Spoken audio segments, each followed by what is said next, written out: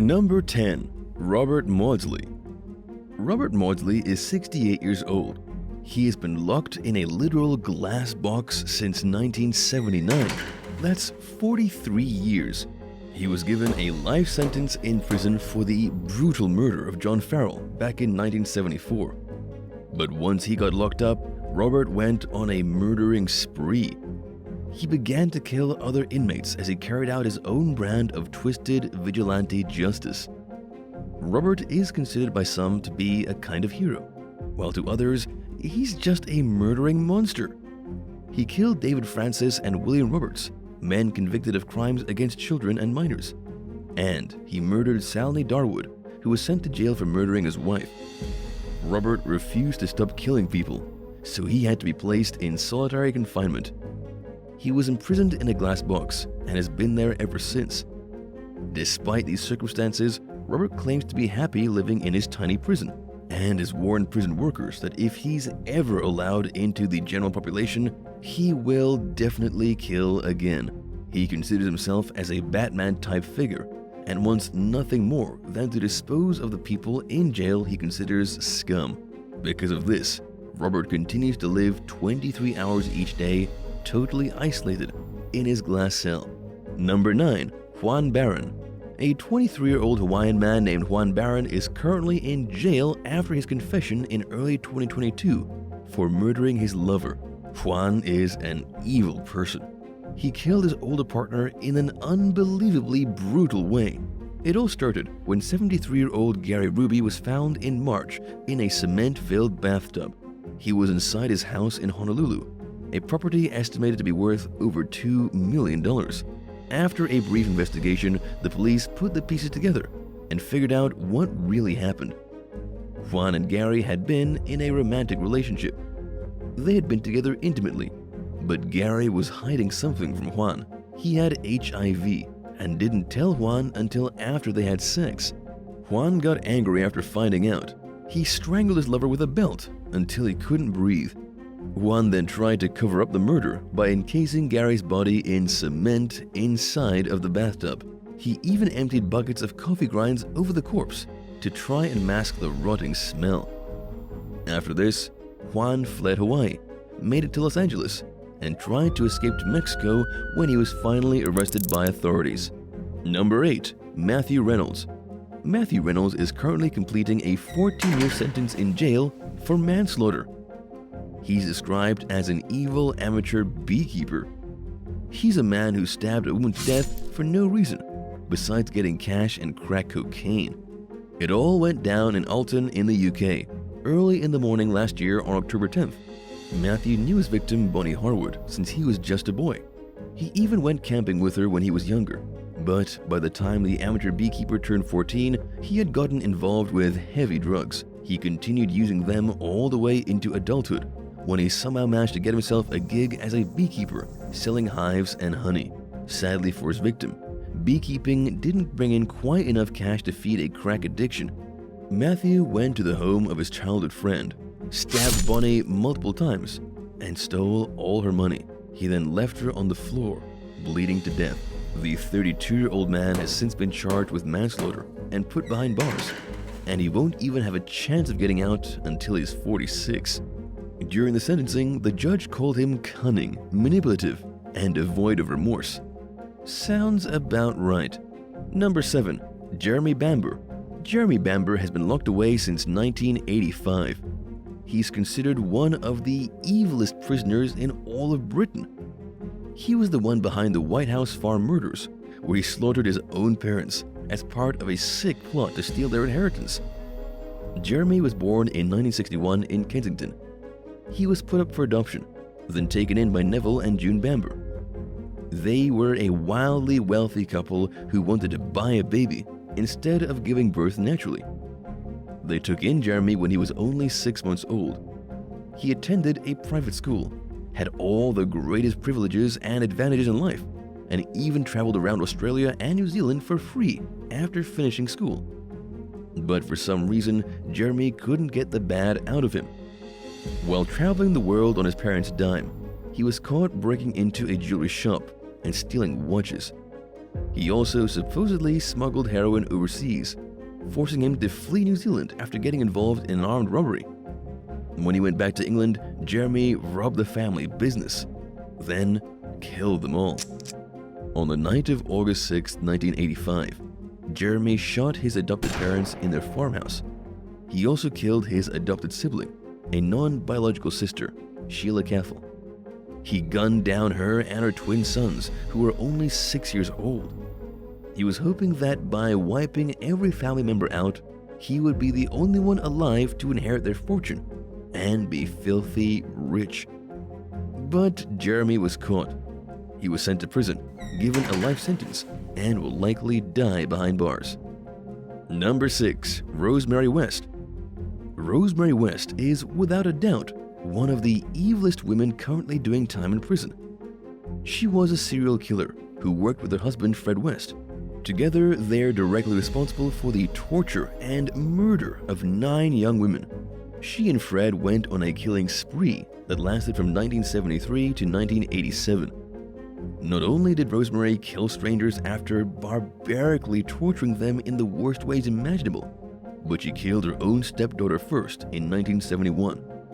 The story of Rosemary is as disturbing as you could imagine. She met Fred in early 1969, just after her 15th birthday. When the pair met, Fred was already well into adulthood at 27.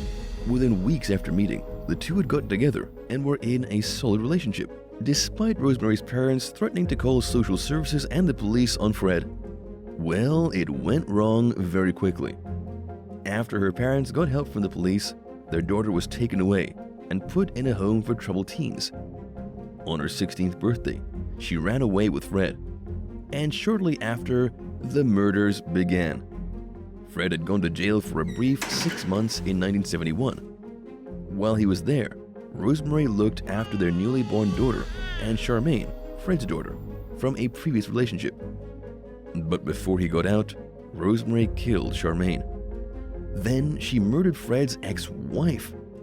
After this, the couple still got married, dipped into prostitution, and went on to abuse all 5 of their children until they were taken to foster homes. While all this was happening, they were also murdering people. Finally, in 1995, Rosemary West was convicted of 10 murders. She's currently an inmate at the HM Prison Newhall, where she will remain for the rest of her life. Number 5. Monique Osuna. Monique Osuna is an evil woman that's currently spending her life in prison for the murder of Emmerich Osuna. Emmerich was Monique's stepson, who was only 9 years old when she killed him on September 2nd, 2020. According to the Aden County Prosecutor's Office, Monique inflicted both physical and emotional abuse on Emmerich, which included beating the boy, starving him, and forcing him to do physical exercise until he couldn't stand. The district judge, Stephen Hippler, called Monique a sadistic, heartless, and evil woman. He gave her a life sentence, plus a 100-year no-contact order for her surviving children. Monique never even wanted a stepson. Emmerich only went to live with her because she was with his biological father, Eric Osuna. The child left a severely toxic environment involving his biological mother in February 2018, only to be put in an even worse situation. His mother had been convicted of severely torturing Emmerich and his infant siblings. But once he moved in with Monique, things got even worse. His cause of death was prolonged torture. The poor child died from a mixture of physical exertion, starvation, and general abuse. Monique will never get out of jail and will suffer the rest of her life for the evil crime she committed against that innocent young boy. Number 4. Christopher Halliwell. Christopher Halliwell is currently serving a life sentence for the savage killing of Sean O'Callaghan and Becky Godden-Edwards, 2 girls in their 20s who were abducted after a night out clubbing in Swindon, the UK. Sean went missing on March 19, 2011. She left the club, got picked up by a taxi driver, Christopher Halliwell, and was then taken to a forested area and killed.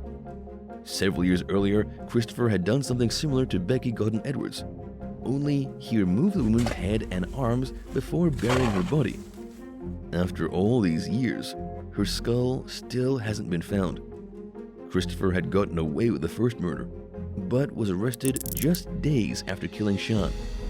But what's really crazy is that new information makes it seem like Christopher may have actually murdered dozens of women across the United Kingdom over a span of 20 years. The police allegedly found a secret stash of women's clothing with his belongings after Christopher was arrested. These clothes might belong to over a dozen women that have been missing for years, women whose bodies wound up naked and mutilated in waterways, ditches, and forested areas around the UK. If these accusations are true, Christopher would be one of the worst serial killers in human history. But as of right now, it's only speculation. The police don't actually seem to be doing anything to tie Christopher to these other cold cases. Number 3. Nikki Cappello. Nikki Cappello is serving a life sentence in prison for poisoning her husband. Nikki was a registered nurse married to a man named Jim. He was a pretty well-known private investigator in the local community of Huntsville, Alabama. He knew the police, so he was not the kind of person that could go missing without being noticed. But Jim did go missing in September 2018, but his body was found shortly after, dead, from insulin poisoning. After he didn't show up to work on September 21st, his co-workers went straight to his house. When they knocked on the door, Nikki answered but refused to let them inside. That's because his body was decomposing on a tarp in the garage, and she didn't want them to see. The stink of his death was so overpowering, though, that his co-workers could smell it without even going inside. The police went to the home, and they could also smell the corpse, but Nikki wouldn't let them in. Finally, the Huntsville police got a search warrant and discovered Jim wrapped in the stinky tarp. Nikki was quickly arrested and charged with murder. Investigators found a bottle of insulin that had been used to give Jim a fatal dose. Plus, Nikki's friend showed the police text messages from September 22nd, when Nikki had asked for help moving the body of her husband. During the sentencing, prosecutor Tim Duffitt told local news that it's surprisingly rare for him to run into a truly evil person. But Nikki is one of those people, an unrepentantly evil woman. Number 2. Arthur Hutchinson. Arthur Hutchinson is a convicted triple murderer. He was born in England in 1941 and gained worldwide recognition in 1984 following his conviction. But Arthur's evil showed up even before he started killing people in 1983.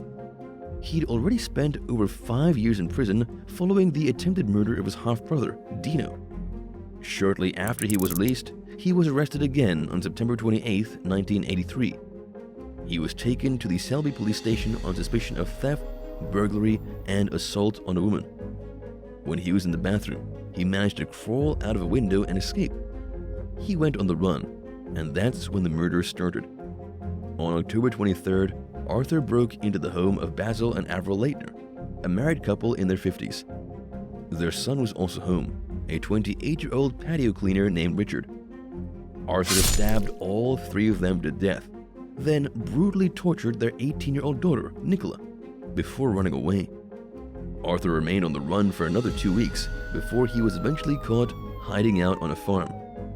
Arthur was found guilty on all 3 charges of murder and sentenced to life in prison. He's made several legal challenges to overturn his ruling, but remains firmly locked up for his crimes. Number 1. Stephen Port. Stephen Port is one of the only serial killers in British history who's been given a life sentence with something called a whole life order. This means that not only is he sentenced to spend the rest of his life in prison, but he's never allowed to get out for any kind of reason or technicality. He was sentenced on November 25, 2016, after being found guilty for 4 counts of murder. Stephen Port is also known as the Grindr Killer. He used the Grindr app to connect with his victims. Grindr is kind of like Tinder for men seeking men. He created false accounts to trick his targets, pretended to be a graduate of Oxford University, said he served in the Royal Navy, and even claimed to be a special needs teacher.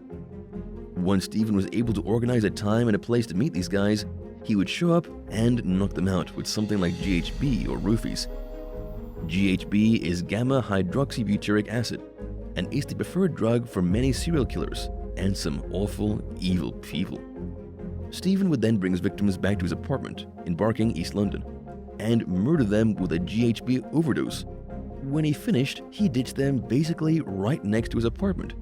He would simply drag their bodies outside and leave them on the sidewalk. He managed to do this 4 times before police finally realized he was responsible. And even though Stephen denied the charges, he was found guilty anyway. Have you ever visited a prison? Let us know in the comments, and thanks for watching. Remember to hit subscribe and come back soon for another great video. Bye!